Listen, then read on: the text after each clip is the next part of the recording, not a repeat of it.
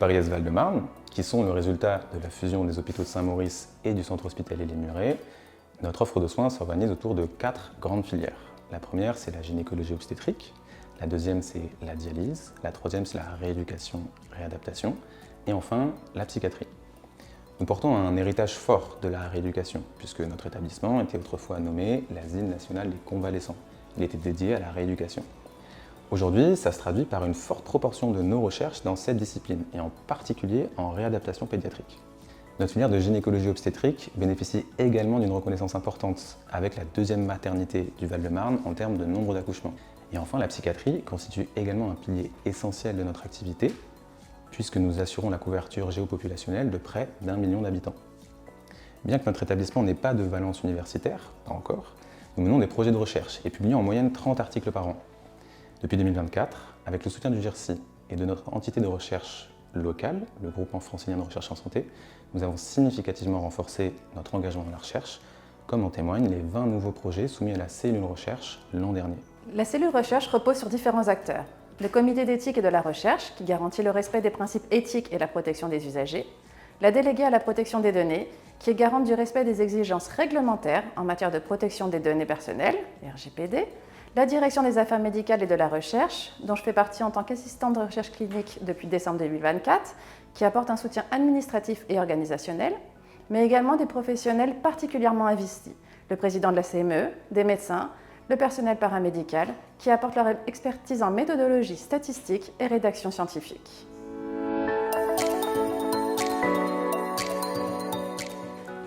Aux hôpitaux Paris-Est Val-de-Marne, nos projets couvrent un large spectre de domaines qui reflètent la diversité des spécialités présentes au sein de l'établissement.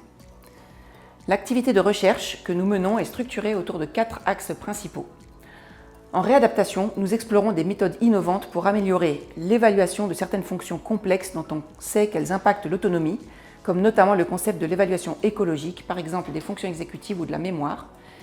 Et nous développons aussi de nouvelles méthodes de réadaptation qui visent à promouvoir la récupération, la participation sociale, la qualité de vie et l'autonomie, aussi bien chez l'adulte que chez l'enfant.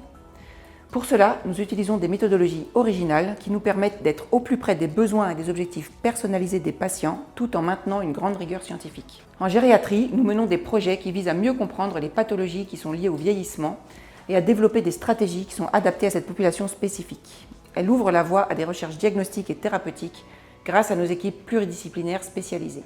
La néphrologie, grâce à notre centre de traitement de l'insuffisance rénale chronique, où sont menées des études portant sur l'optimisation des traitements et de l'accompagnement des patients dialysés. Enfin, dans le domaine de la santé mentale, des projets de recherche existent ou sont en cours de construction, portant sur, par exemple, la prévention du tabagisme, la déprescription médicamenteuse ou encore sur certaines pratiques liées à la pérédance familiale, dont nous espérons les transférer également à la réadaptation. Cette diversité thématique nous permet de mener des études variées qui utilisent des méthodes quantitatives, qualitatives, mais également des recherches participatives qui sont extrêmement riches en termes d'apprentissage pour nous. Le rattachement de plusieurs professionnels de nos services à des équipes de recherche labellisées est un grand atout pour avoir accès à des expertises pointues lors du développement et de la mise en œuvre de certains projets, pour répondre à des appels à manifestation d'intérêt, acquérir des méthodologies statistiques particulières par exemple ou de l'imagerie très pointue. Un axe fort au sein de chacune de ces thématiques porte sur l'intégration du personnel soignant et paramédical dans les activités de recherche.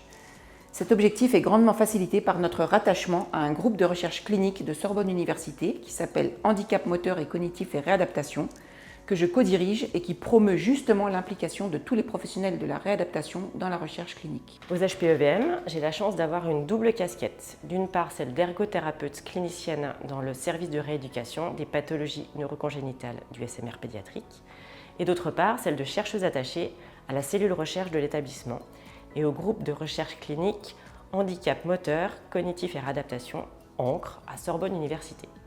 Mes travaux de recherche portent sur 4 thématiques principales multidisciplinaires: la favorisation de l'indépendance et de l'autonomie dans la vie quotidienne des enfants cérébrolésés, le développement de l'apprentissage et les approches cognitives de résolution de problèmes, l'accompagnement en réadaptation orienté par des objectifs personnalisés et l'engagement des proches aidants dans le processus de réadaptation.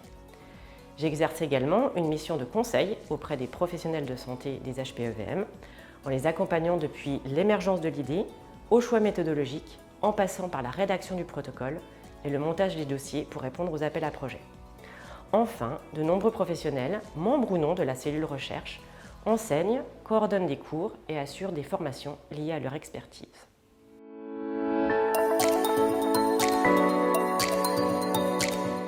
La recherche aux hôpitaux Paris-Est Val-de-Marne est aujourd'hui en plein essor et constitue un levier de l'amélioration continue de nos pratiques et de la qualité des soins que nous offrons à nos patients.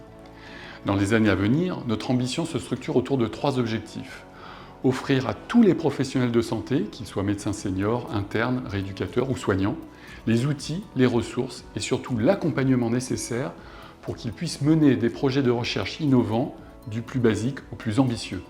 Créer un environnement propice à la créativité et à l'excellence scientifique et répondre à un plus grand nombre d'appels à projets et d'appels à manifestation d'intérêt afin que chaque idée puisse être soutenue. C'est une façon pour nous de valoriser l'expertise riche et variée présente dans nos services qui reflète l'engagement de l'établissement pour des avancées concrètes pour la santé publique. Renforcer nos partenariats existants, qu'ils soient académiques, hospitaliers ou industriels, et en développer de nouveaux, car c'est à travers la coopération, l'échange d'idées et la mutualisation des compétences que la recherche progresse. Ensemble, nous pouvons relever les défis de demain et faire de notre établissement un acteur incontournable de la recherche grâce à l'engagement des professionnels, qu'ils soient médecins ou soignants.